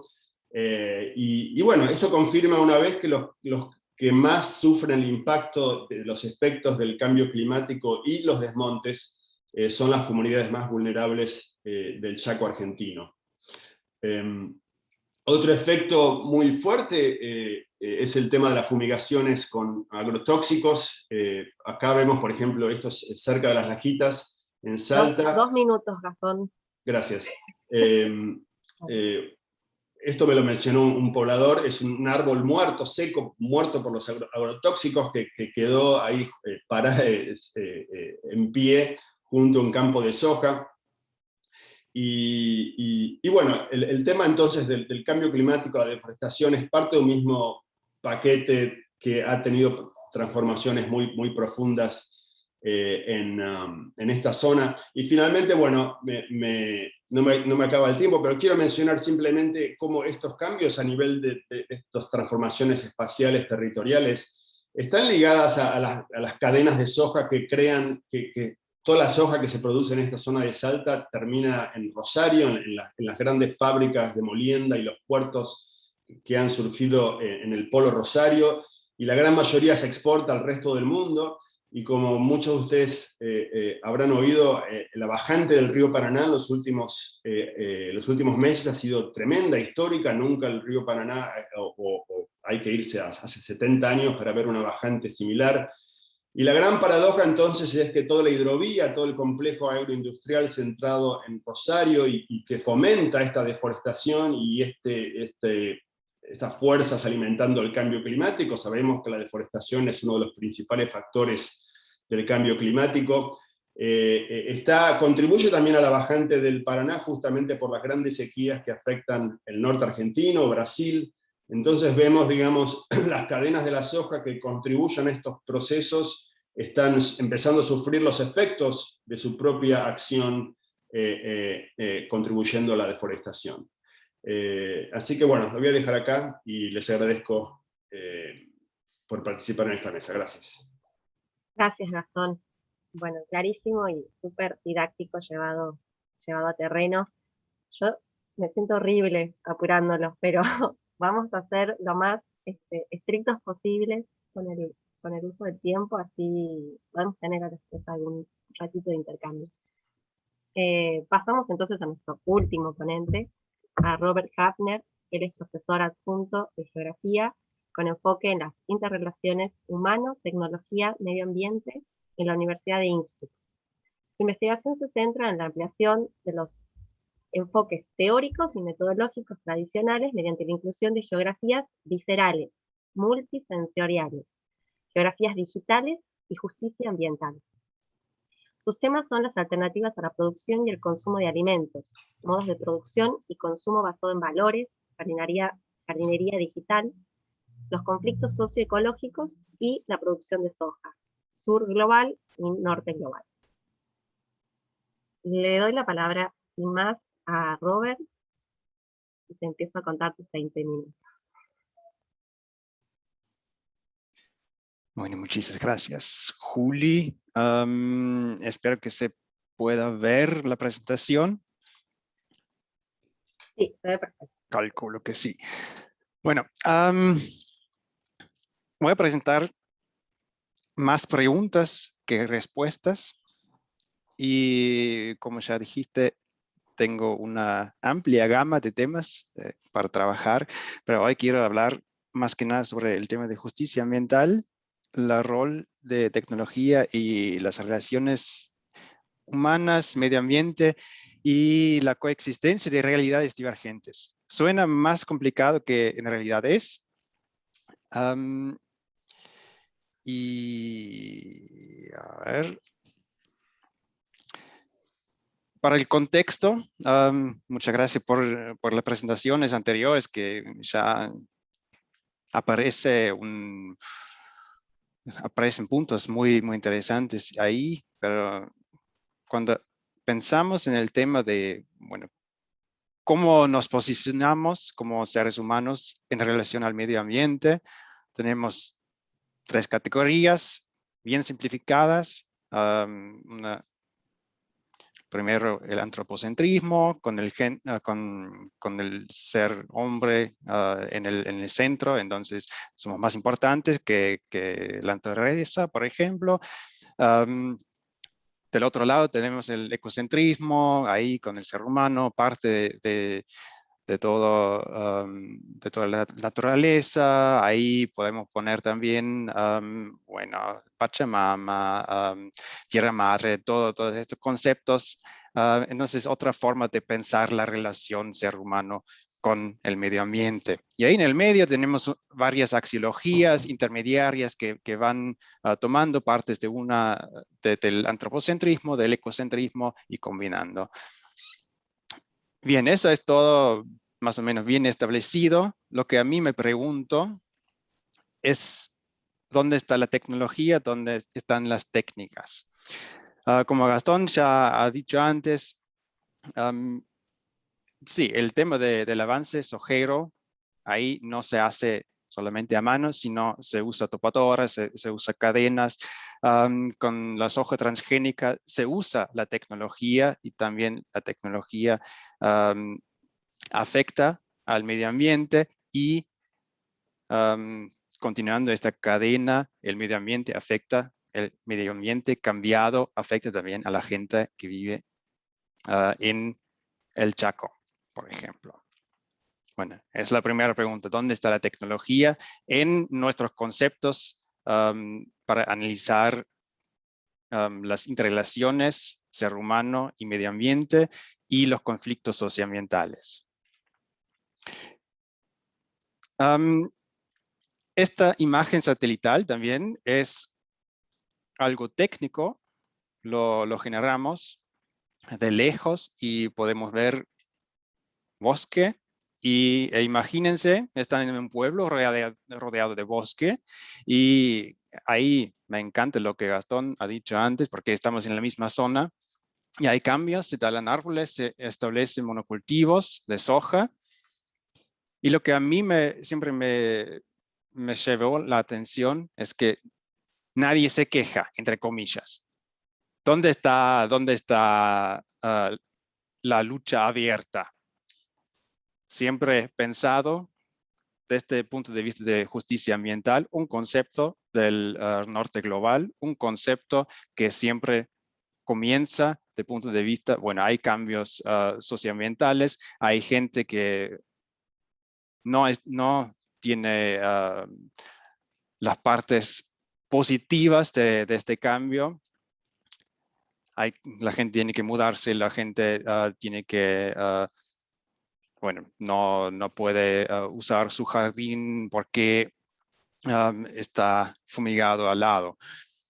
Entonces ahí la pregunta es, ¿qué hacen? ¿Qué hacemos con esto? Ahí es una pregunta más. Estamos en el NOA, no voy a decir más nada porque ya está bien establecido cómo está esta zona, pero sí quiere hacer otra cosa y quiere empezar con un disenso.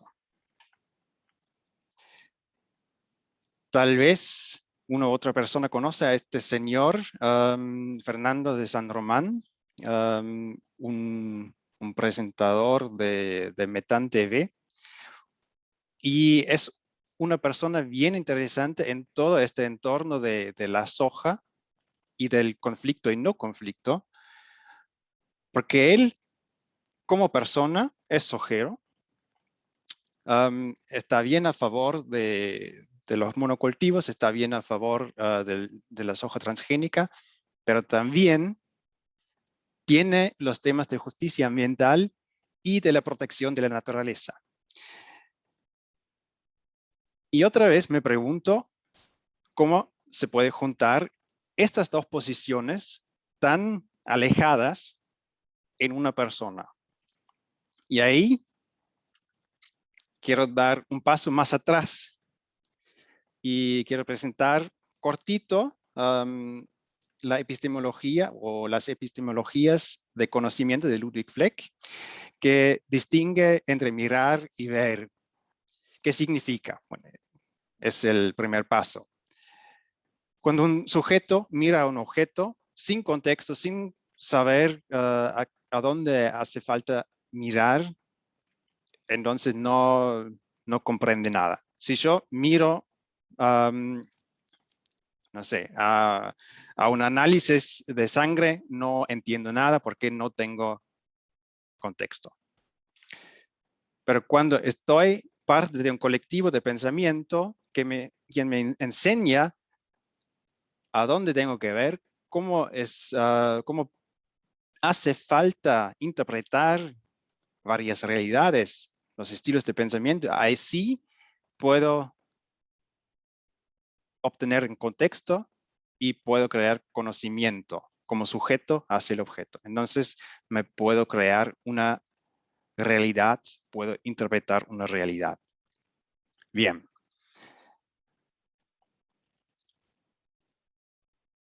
Y como ya se puede imaginar, teniendo el objeto en el centro, ahí tenemos varios estilos de pensamiento. Y estos estilos crean realidades diferentes que pueden ser realidades totalmente diferentes, inconmensurables entre sí. Entonces, la realidad número 1 puede ser otra realidad que realidad número 2. Teniendo el ejemplo de la soja, con el antropocentrismo profundo, bueno, se puede interpretar la soja como una cosa buena porque la soja significa capital y podemos hacer plata y más nada no importa. Podemos ver el tema de la soja también desde el punto de vista del antropocentrismo flexible. Ahí, otra vez, bien positivo, la soja puede generar trabajo, ahí puede generar prosperidad, sacamos hambre, entonces todo bien, tenemos una linda vida. O desde el punto de vista del ecocentrismo, por supuesto, todo es bien simplificado. Pero desde el punto de vista del ecocentrismo, podemos decir, bueno, la soja crea la realidad. Bueno, la soja por la tecnología que está implementada por el hombre, crea destrucción del medio ambiente, crea el ecocidio, entonces es otra realidad que la realidad número 1 o número 2. Ahí podemos seguir con las varias realidades. Bien, eso está bien establecido. Ahí se puede ver varias publicaciones que trabajan sobre eso. Pero tengo otra pregunta. Me pregunto otra cosa. Estas inconmensurabilidades entre estas realidades, estas inconmensurabilidades de estilos de pensamiento, pasan no solamente entre varios actores, sino también a nivel intracorporal. Y ahí tengo otro ejemplo que Julieta y Gastón conocen, porque justo anteayer, hace 8 años, nos encontramos ahí en el Galpón. Y este conflicto socioambiental, que sí es un conflicto abierto, que ahí sí se puede trabajar con los conceptos del norte global, de justicia ambiental, porque sí el conflicto está materializado. Es un trancarazo contra Austin Powder, es una lucha de gente local contra una planta de producción de nitrato de amonio en la misma región del noroeste argentino, donde la soja juega un papel importante. Ahí sí tenemos lucha, pero contra la soja no. Bueno, antes he presentado este señor, a Fernando San Román. Ya he dicho, es un sojero y es activista en este conflicto socioambiental.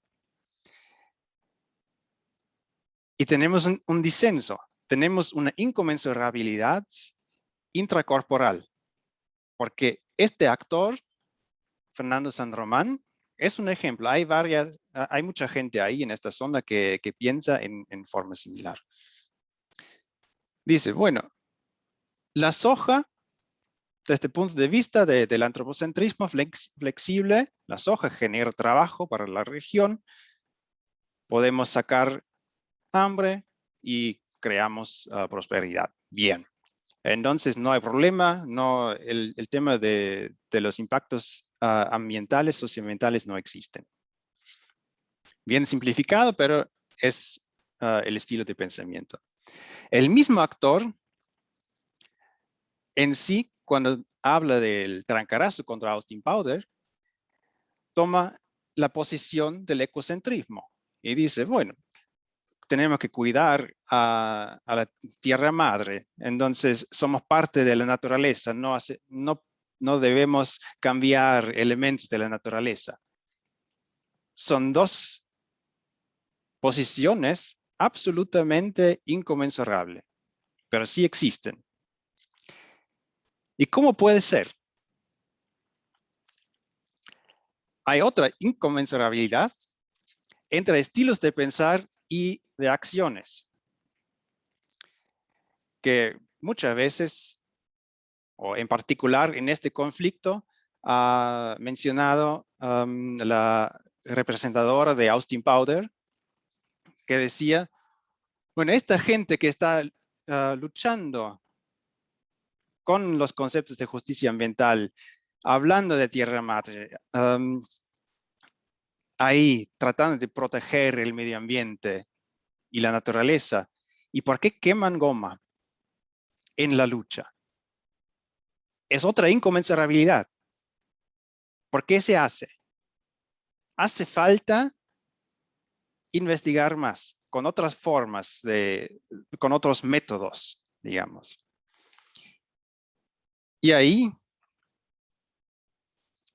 estoy trabajando, como ya ha dicho Julieta, con otras formas de generar conocimiento más allá de lo racional.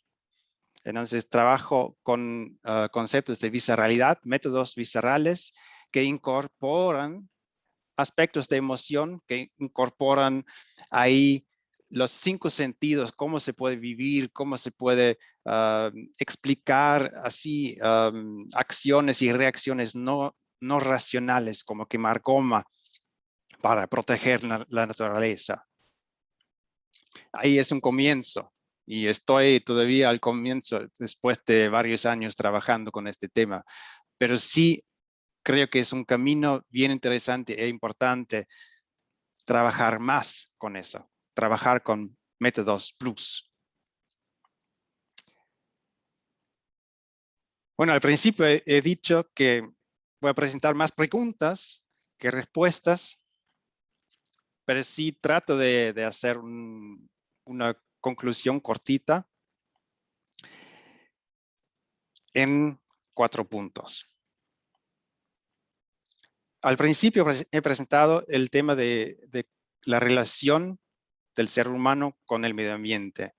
Y la pregunta de estilo de pensamiento número 1, ¿cómo se relaciona una persona con el medio ambiente? No es suficiente. Porque ahí esta relación es más compleja. Entonces, la pregunta de estilo de pensar tiene que incorporar realidades contextuales. Entonces, nos tenemos que preguntar como investigadores, ¿cómo se relaciona una persona vía tecnología, que todavía es una black box que tenemos que trabajar, con el medio ambiente, en un momento determinado, en un contexto social concreto, y qué realidades se reflejan para ella en este contexto? Suena más complicado que en realidad es, pero sí tenemos que tener en cuenta estos detalles. Y tenemos que trabajar más con el tema de inconmensurabilidades y más con enfoque a lo intracorporal, que todavía no está suficientemente integrado en los procesos de investigación. Porque tenemos gente que tiene poder en las regiones que con un tema está establecida, bien ecologista, y en otro tema bien capitalista, bien a nivel antropocentrismo duro. Y eso sí tenemos que dar una mirada más. Y como último punto, creo que es necesario incorporar métodos más allá de lo racional para obtener conocimiento tal vez más allá que ya conocemos. Si eso tiene éxito o no, no sé, pero a mí me encanta probar cosas nuevas. Bueno, con eso ya termino y muchas gracias.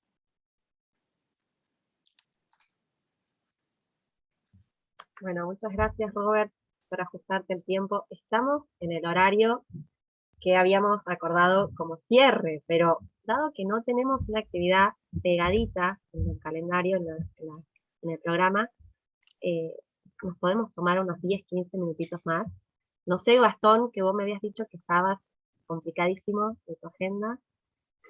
Sí, yo lamentablemente tengo que dar clases ahora y voy a tener que despedirme. Pero ha sido un gran gusto estar en este panel. Muchas gracias a todos y todas. Muchas gracias, Gastón. Te agradecemos a vos y lamentable que no te podemos hacer preguntas ni comentarios, pero las demás, si queremos, nos podemos quedar 10 minutos. No sé si están de acuerdo. Te Bueno. despedimos, Gastón, y en todo caso, si hay comentarios, te los hago llegar. Dale, sí. Bárbaro. ¿Vale? Ya está. Gracias, chao. Muchas gracias.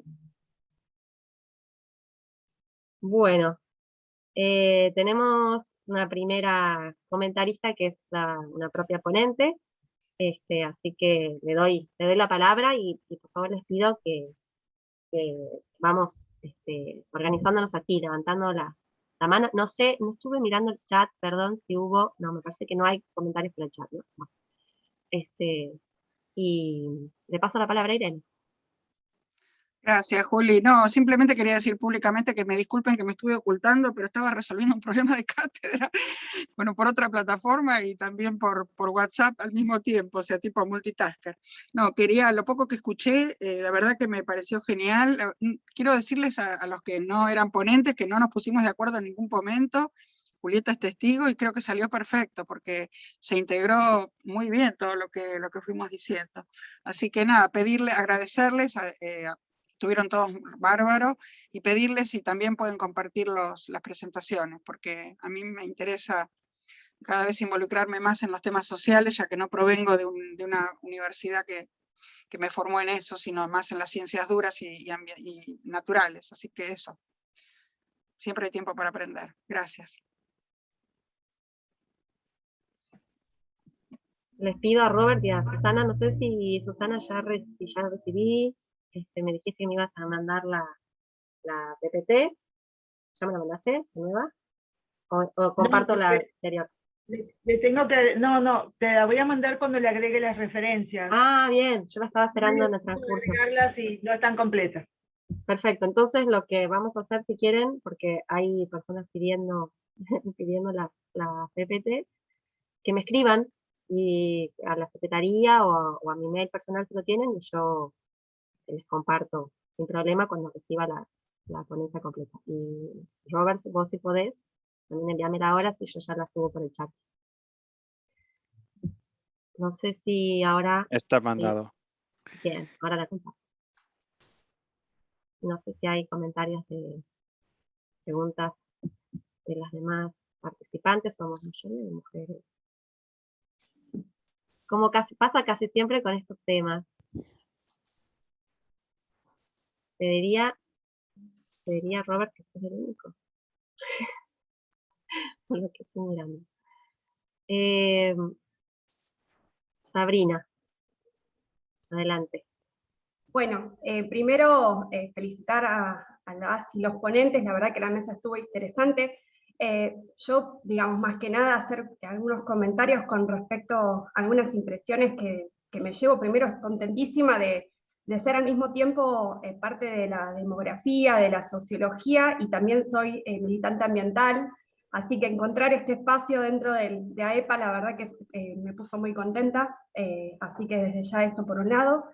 Y a comentar esto que al principio decía Irene con respecto a lo de la salud, que nosotros en la organización en la que participo, que soy acá del Palomar, del conurbano bonaerense, justamente hablamos de salud pública, y me pareció súper interesante ese planteo de una sola salud, porque creo que justamente lo que tiene que ver con la justicia ambiental, que también acá nombraba Robert, tiene que ver con una cuestión de salud pública, y pararnos a nosotros como organización socioambiental desde ese lugar.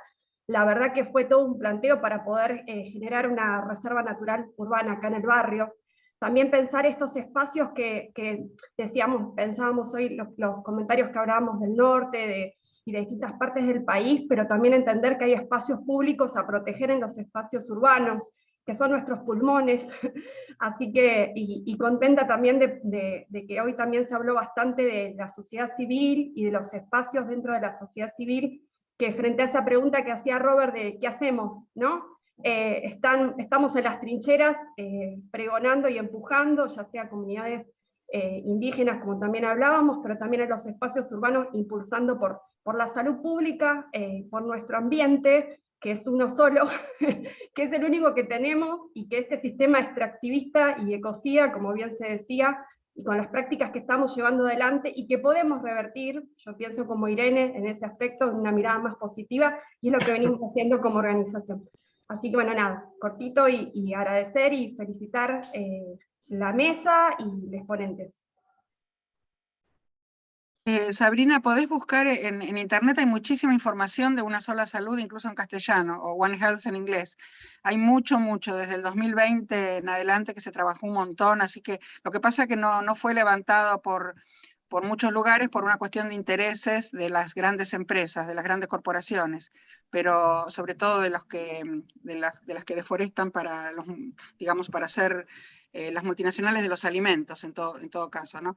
Pero hay muchísima información en internet, si googleas la vas a encontrar. Y conozco lo que vos decís de Palomar, porque yo doy clase en la Universidad de 3 de Febrero, en Caseros, estamos a una estación de tren de San Martín, así que la conozco y doy clase en Ingeniería Ambiental, que es una carrera que en la UBA no existe todavía. Así que, bueno, nada, eso te quería comentar. Bueno, muchas gracias, Irene, perdón, tomo la palabra, y vení cuando quieras a la Reserva Natural del Palomar.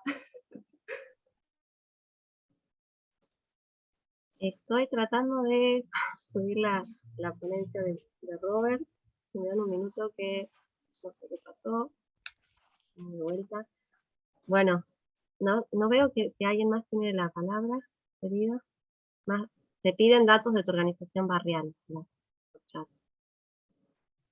Sabrina.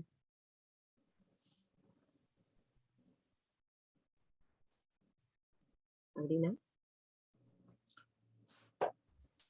Sí, ahí compartí el nombre de la organización, somos Asociación Civil hace 3 años, y ahora después paso las redes, por si nos quieren seguir. Y gracias. Dale, sí.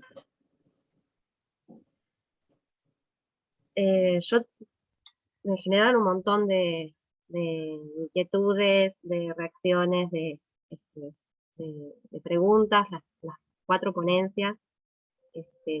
No quiero demorar mucho más porque sé que todos estamos con hambre y después las jornadas siguen, pero voy a intentar hacer ahí un pequeño resumen, a ver si logro unir, como decía Irene, que no lo planeamos, y sin embargo todas las ponencias fueron también desde una presentación más ubicándonos en tema hasta bajadas más en terreno, como diría Gastón, ¿no?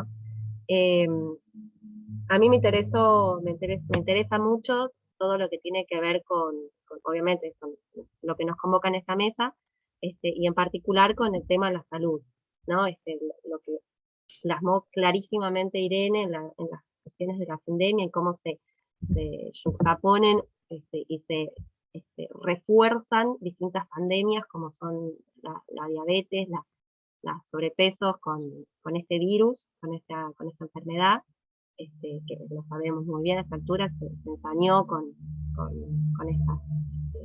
personas obesas, y esto está íntimamente relacionado con todo lo otro que también vimos, con los procesos de un sistema agroalimentario que a su vez genera en el terreno otros procesos ambientales que también perjudican la salud, y que ese mismo sistema ambiental, productor de comida más que de alimentos, como también citando a Irene nuevamente, nos provoca un proceso en el cuerpo de menor bienestar, o sea, ya sea incrementando la pandemia de la obesidad, pero también perjudicando nuestra alimentación, reduciendo nuestras alternativas saludables, nuestros nutrientes, nuestros cuerpos. Yo ahí lo que me interesa mucho es como, no sé metodológicamente esto que después cómo se trabaja, también tengo muchas preguntas y quizá menos respuestas como Robert, en salirnos en este dualismo de población-ambiente. Porque cada vez que pensamos en el dualismo y cada vez que pensamos desde una perspectiva androcéntrica, vemos el ambiente como algo externo. Y el ambiente no es algo externo. no solo que somos parte de lo ambiental, sino que somos el ambiente. Somos el agua que tomamos, somos el aire que respiramos, somos la comida que comemos. La comida que comemos se nos hace carne. Y de ahí que después tengamos, que eso se traduzca en unas X tasas de mortalidad, en unas X tasas o problemas que se traducen en problemas demográficos,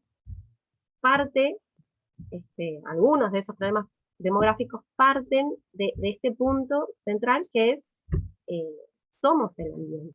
No es que nos relacionamos con el ambiente, somos lo que respiramos, lo que comemos, lo que introducimos en nuestro cuerpo y las acciones que llevamos adelante en el terreno. Así que, bueno, estoy encantada. Había una mano levantada, no sé si... Yo había levantado. Ah, bueno, te doy la palabra mientras intento subir la PPT. No, algo cortito. Me quedé pensando de lo que dijo Robert, no sé, a modo de contribución, por ahí fruto de mi experiencia de haber trabajado mucho con epistemología cualitativa también, ¿no? Con metodología cualitativa, haber tratado de combinar epistemologías.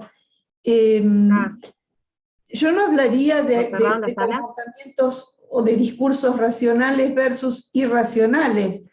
Me parece que te va a dar mayor posibilidad, mayor riqueza pensar en términos de diferentes racionalidades que tienen que ver con la posición del sujeto, que también es cambiante. O sea, estos pueblos originarios o descendientes de pueblos originarios que queman neumáticos como protesta, no están actuando de manera irracional, están actuando defendiendo racionalmente con lo que tienen ellos a mano, un tipo de racionalidad diferente. O sea, también es un comportamiento racional.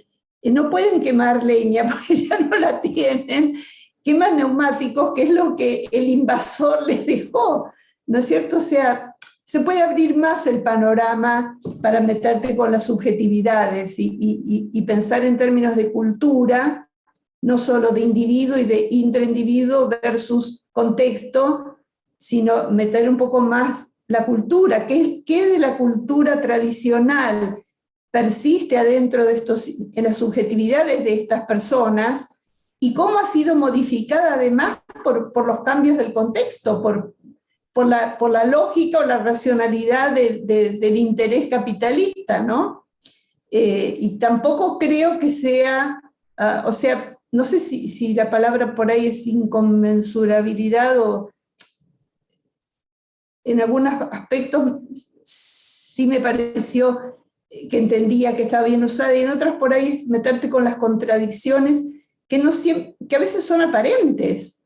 O sea, este señor que defiende la soja, pero se queja de la minería, por ejemplo, no es que en un caso sea irracional y en el otro sea racional. La minería posiblemente va en contra de sus intereses. No sé, digo, por ahí meterse, a ver cómo se trabaja desde otras áreas temáticas, la combinación de contexto, individuo, racionalidades diferentes, etc. Aporte nomás, no conozco trabajos tuyos escritos, por ahí está desarrollado de otra manera y mi comentario hubiera sido redundante si pudiera leer tus trabajos. Eso nada más. A ver, tengo el desafío que he escuchado solamente la última parte porque el internet de la universidad no andaba. Pero lo que he entendido era el tema del contexto y la falta de cultura, ¿cierto? Que hace falta incorporar el tema de la cultura en los conflictos socioambientales y de las influencias de temas de poder, más allá de lo individual, de lo intracorporal. Y ahí veo el tema del contexto, ahí sí incluye el tema cultural. Por supuesto, lo que he presentado hoy es más simplificado y lo tengo, a ver, sí, un segundo, lo tengo bien desarrollado en este libro de justicia ambiental y Soy Agribusiness. Volvelo a poner. ¿Cómo? Volvelo a poner. Ahí. Es demasiado caro, así que si alguien quiere el libro, lo tengo en PDF gratis.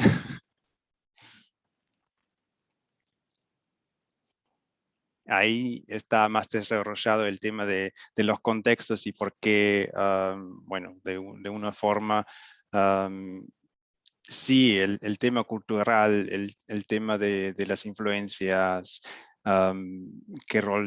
qué papel juega, ahí está más desarrollado. Pero sí, tiene razón totalmente, que no es un aspecto único, no es solamente racional, no es solamente emocional, sino es el conjunto de todo.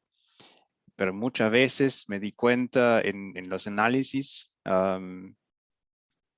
desde lejos, publicaciones que se hizo desde lejos, que todo está bien racional y falta una parte, falta la voz de la gente que lo está viviendo.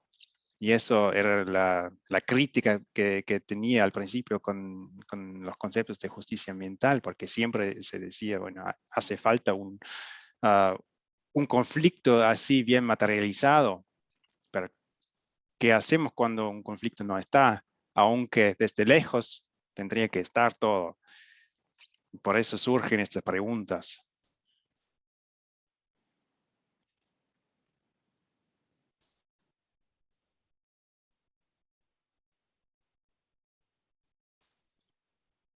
Bueno, no sé si hay Cintia. Sí, Cintia, adelante. Sí, bueno, estuve escuchando con muchísima atención. Yo soy geógrafa, soy docente de secundario y nosotros trabajamos con el eje ambiental dentro del colegio y la verdad que hay muchas puntas por donde hacer despertar la conciencia en los chicos, ¿no? Que son los reproductores, los que van movilizando por ahí de abajo hacia arriba la conciencia ambiental en las casas. Y a mí particularmente me sirvió, perdón por lo autorreferencial, pero a mí particularmente me sirve mucho para poder enriquecer las exposiciones o las discusiones que tenemos, ¿no? A nivel secundario, quizás hasta con los más chicos de 12, 13 años también están muy movilizados por esto y aportan muchas distintas puntos de abordaje para la problemática ambiental y cómo unirlo indefectiblemente a lo social, ¿no? Porque muchas veces se oye lo del ambiente como que es la naturaleza. No importa cuánto machaquemos los profes de geografía que no lo es, siempre hay una campana que suena más, que es bueno, que es solo lo natural y cómo está todo concatenado con la salud, con el comportamiento nuestro, con la resistencia a estos avances de, por ejemplo, del agronegocio, como decía él, ¿no? Y el tratar de entender distintas lógicas. La verdad que para mí fue muy enriquecedor y les agradezco mucho a todos y además por compartir el material. Eso nada más. Quiero decir algo rápido, si me deja Juli, porque por ahí le sirve a Cintia.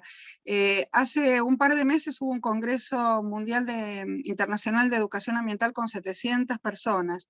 Yo te voy a pasar la ponencia mía, porque por ahí te sirve, porque mucha gente de secundario me la pidió. La paso por acá por si alguien más la quiere. A ver si, disculpen que sea medio autorreferencial, pero lo único que quiero es que los materiales que uno genera sirvan. Perfecto. Si no, ¿para qué sirven las cosas? No, me encanta que lo que se está generando en esta mesa de compartir y de pasarnos. Yo soy un poco lenta con eso, porque aparte... No, mira, yo tengo una suerte, pues soy grande, tengo 64 años, pero uno de mis hijos, el más chico, es licenciado en Ciencias de la Computación y me ayuda, porque si no para mí sería imposible.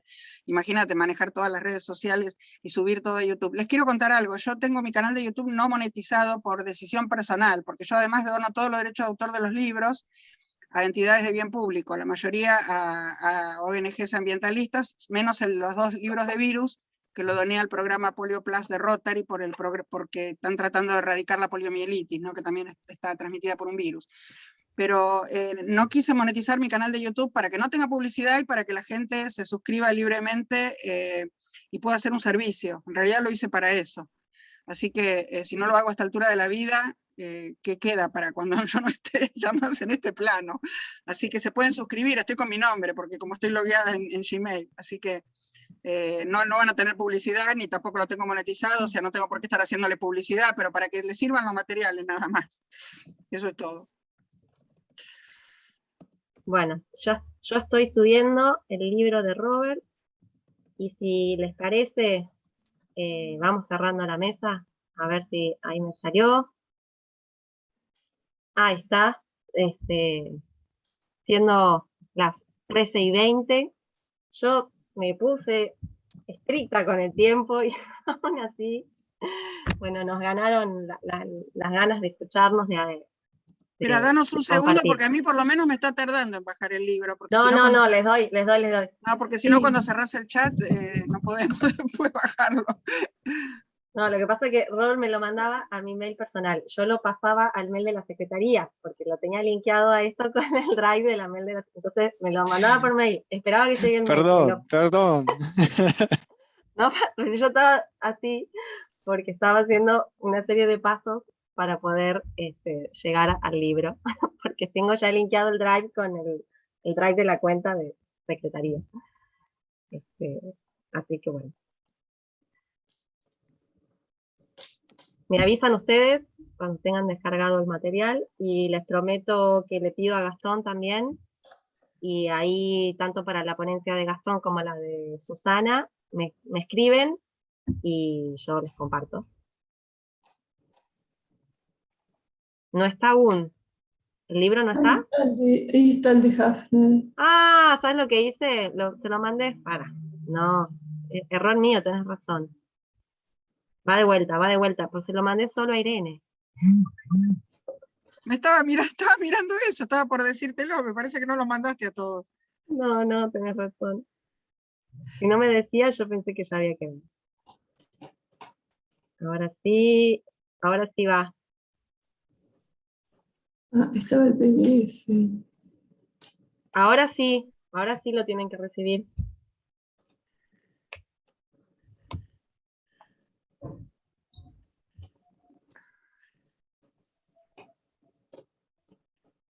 Ahí está.